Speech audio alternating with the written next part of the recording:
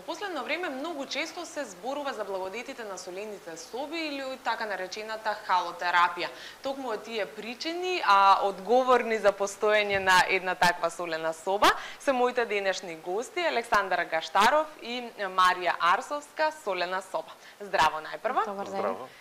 На самата најава кажав дека јавноста многу често почнува да истражува за овие солени соби, иако се кај нас некој новитет и не се многу запознаени за тоа што всушност представува солената соба, но мора да признаеме дека доста се говори за солените соби. Токму од тие причини ви имам за гости за да проговориме малку подетално за тоа што представуваат солените соби и што всушност се добива од таа солена терапија. Ајде на самиот почеток, господин Александар, кажете ми што е тоа солена терапија? Што е солена терапија? Значи, солена терапија или халотерапија е природна терапија која не е медикаментозна, се престоја во една просторија која што е целата обложена со сол и се пушта внатре во просторијата, да кажеме, солен воздух. Значи, воздух кој е заситен со сол. И тоа се вика као халотерапија. Таа потекна многу одамна, се применувала како во пештерите, и се видело благодетот дека е многу голем. Да, тоа е една интересна приказна за тоа како да станале всушност солените соби. Па да, многу одамна е приметено дека рударите што работеле, што копале сол, никош не заболувале од белодробни заболувања. И така да е почнато веќе болните луѓе да ги носат во такви рудници, да кршат сол, да дигаат таа солена прашина, да ги лечат. Ама не сега дека има блиско околу нас такви пештери. И од Источна Европа, да кажеме, измислено како таа микроклима на солените пештери да се донеси блиско до нас, за да може да го осетат благодетот поголемиот дел на луѓето. И 90-тите години е измислена, да кажеме, е применета таа халотерапија, значи веќе се дизајнирани соби кои што се обложени од 4 до 10 сантими зидовите сол, кај што на подот има 15 на 20 сантими сол, кај што најчесто дечињата си играат и се чувствуваат како да се на плажа. Значи они ни во еден момент не се чувствуваат дека се прави некоја терапија. Туку буквално си играат и најголемиот проблем е од кога ќе заврши времето дека да си отидат. Туку секој сака да останат и да продолжат да си играат. Да, да. Ето кога спомнавме тој изглед, самиот изглед на солената соба, делува импресивно како може така буквално цела една просторија, цела една соба да биде потопена во сол, да имаме сол и на ѕидовите и на подот. Ќе замолам и од режијата да ни ги подготви тие видеоматеријали, па да можеме и така и визуелно да видиме. Ајде кажете ни ги тие некои сегменти кои што се важни за изгледот на солената соба. Вака, многу важно за солта избор на негативни иони. Негативните иони се оние што позитивно делуваат на нашиот организам, и затоа самата соба, не е само тој воздух солен што се пушта внатре, е пожелно да биде обложена со сол. И присуството на негативните иони концентрацијата е многу голема во солената соба.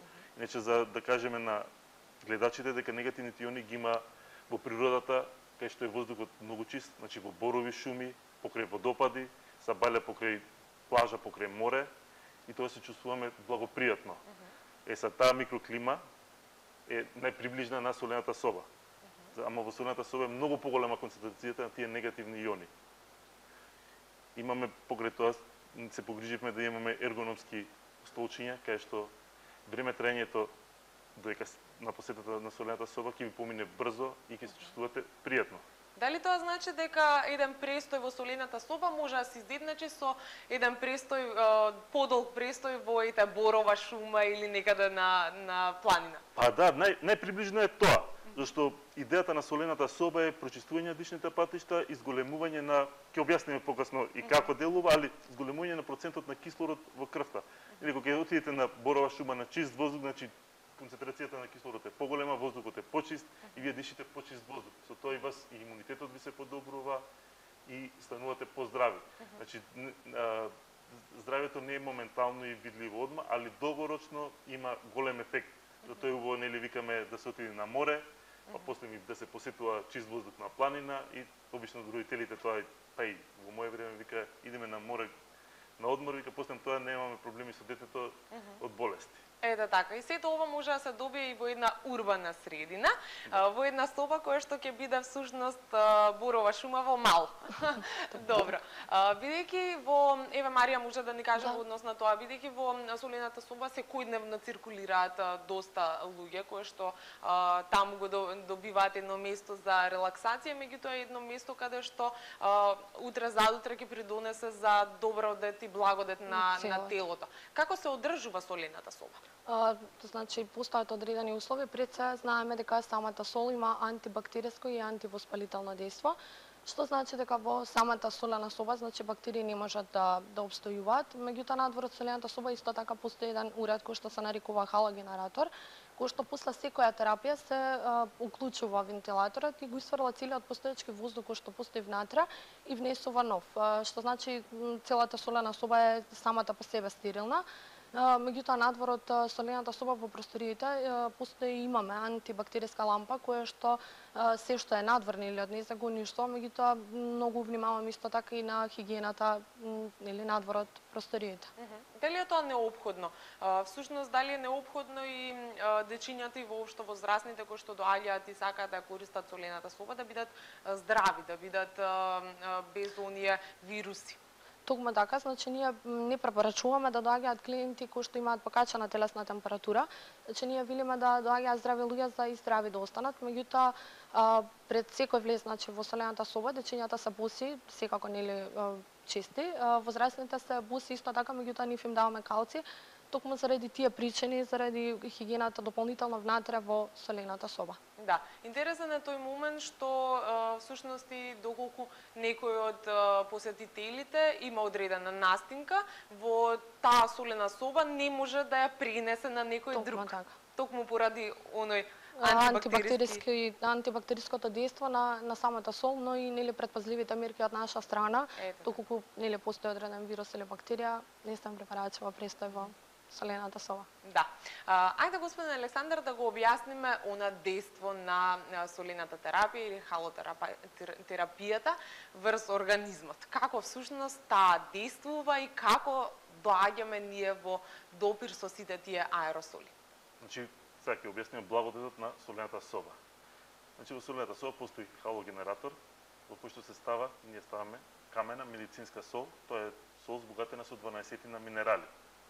Таа се мели до 0,5 микрони и се пушта во просторијата во кој што престојуваат клиентите и е присутна на секдека во воздухот.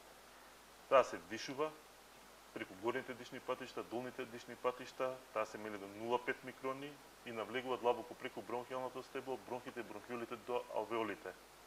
Целиот тој секрет што е залепен за слузницата, она го навлажнува, со навлажнување на секретот доаѓа до негово отстранување. Воедно се навлажнува и слузницата. Слузницата е место каде што крвта се збогатува со кислород. Еден од минералите што е присутен во солта е железото. Железото има својство да го врзува кислородот во крвта.